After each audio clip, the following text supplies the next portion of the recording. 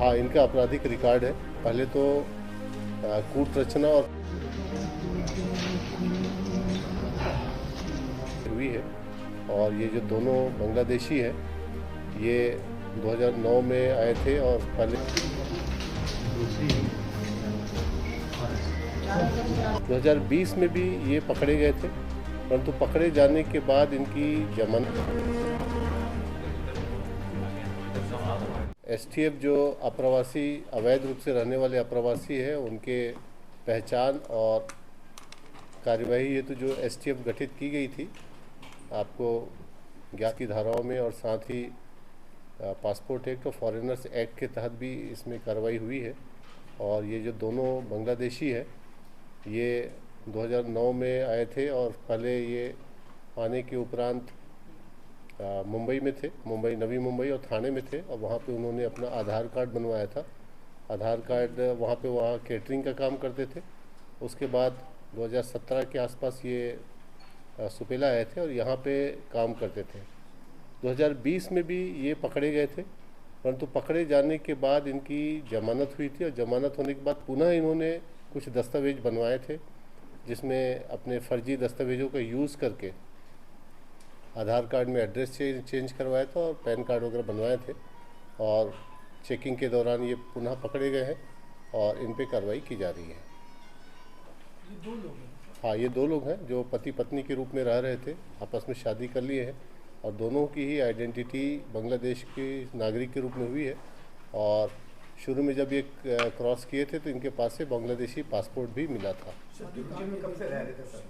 दुर्ग जिले में 2017 से इनके रहने की जानकारी प्राप्त हुई है, और सुपेला क्षेत्र में रहते थे। अभी भी ये कॉन्ट्रैक्टर कॉलोनी सुपेला से ही पकड़े गए हैं। यहाँ पे कोई आपराधिक गतिविधियाँ इनकी?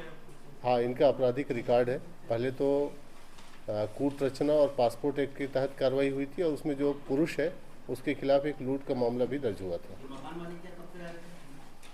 वो विवेचना का विषय है। जो मकान मालिक वर्तमान में है वो उसका देहांत हो चुका है, और उनके परिवार वाले ही हैं, और पिछले 2-3 माह से किराया भी नहीं दिया था। तो क्या इसके द्वारा जानकारी दी गई थी, क्या नामा वगैरह भेजा गया था, ये भी विवेचना पे की जा रही है। 2020 में भी फॉरेनर्स एक्ट और कूट रचना की धाराओं में गिरफ्तार किया गया। लूट का जो अपराध हुआ था इसके द्वारा वो कहाँ हुआ था? वो डिटेल आपको मिल जाएगा। अच्छा सर, शादी ये लोग करते थे वहीं किए थे कि यहाँ पे क्या? यहाँ आने के बाद जब दोनों का मुंबई में थे उस दौरान परिचय हुआ था, और उस दौरान उन्होंने शादी की थी। सर आपने बताया कि 2020 के बाद जब इनको गिरफ्तार किया था, जमानत होने के बाद फिर से इन्होंने कूट रचना अपने दस्तावेज की थी, वो कहाँ पर की थी? वो कूट रचना यहीं की थी, और इसीलिए हाँ, इसीलिए धाराएं जो है कूट रचना की लगी है। ये अंतर्राष्ट्रीय बॉर्डर में कुछ ऐसे पॉइंट्स हैं जहाँ पे फेंसिंग नहीं है, उन पॉइंट्स के जरिए आते हैं। और इस दौरान जब पहली बार आए थे और अब के बीच में 4 से 5 बार ये क्रॉस करके आ जा चुके हैं। जैसे इनकी गिरफ्तारी होती है या जमानत होती है उसके बाद इनको बॉर्डर से भेज दिया जाता है, फिर यहाँ आके? देखिए, ये कॉम्प्लेक्स प्रक्रिया है। इसमें निर्देश ये है कि जो भी ट्रायल चलता है न्यायालय का ट्रायल चलने के उपरांत इनका डिपोर्टेशन होता है, और अभी भी वो जो केस 2020 का है उसका न्यायालय में ट्रायल चल रहा है। जब तक दरमियान ये यही रहेंगे इसका मतलब? अब वो न्यायालय के निर्देश पे होता है। न्यायालय अगर चाहे तो उनको जेल में ही रख सकती है, चाहे तो डिटेंशन सेंटर भी भेज सकती है, और चाहे तो डिपोर्ट करने के लिए भी बोल सकती है। इस केस में न्यायालय ने ऐसा कोई आदेश नहीं दिया है। डेफिनेटली जिन माध्यमों से ये दस्तावेज बनाए गए हैं उन पे भी पुलिस जरूर कार्रवाई करेगी। सर 2009 से 2025 तक कितने सपोर्टर्स इनके रहे अब तक, क्या कुछ खुलासा हुआ इस पूरे बात? ये विवेचना का विषय है, क्योंकि अभी तो इनकी आइडेंटिटी इस्टेब्लिश हुई है, परंतु इस दौरान किन लोगों से बातचीत की, किन लोगों के संपर्क में थे, कहाँ करते थे कुछ? जी, इनके इनके पास से कुछ एक पश्चिम बंगाल का एक सरपंच का सर्टिफिकेट मिला है 24 परगना का, और कुछ पैन कार्ड बनाने के लिए जो सामग्री प्रयोग की गई थी वो भी मिली है, तो उस पर काम चल रहा है। ये विवेचना में आगे चीज़ें क्लियर होंगी कि ये किस तरह की गतिविधियां करते थे।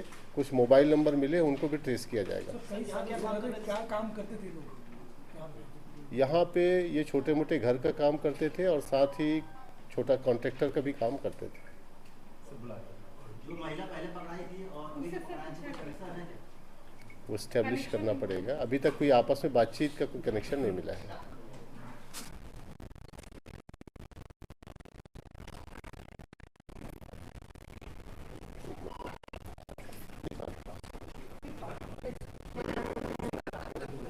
भैया कुर्सी खाली करो।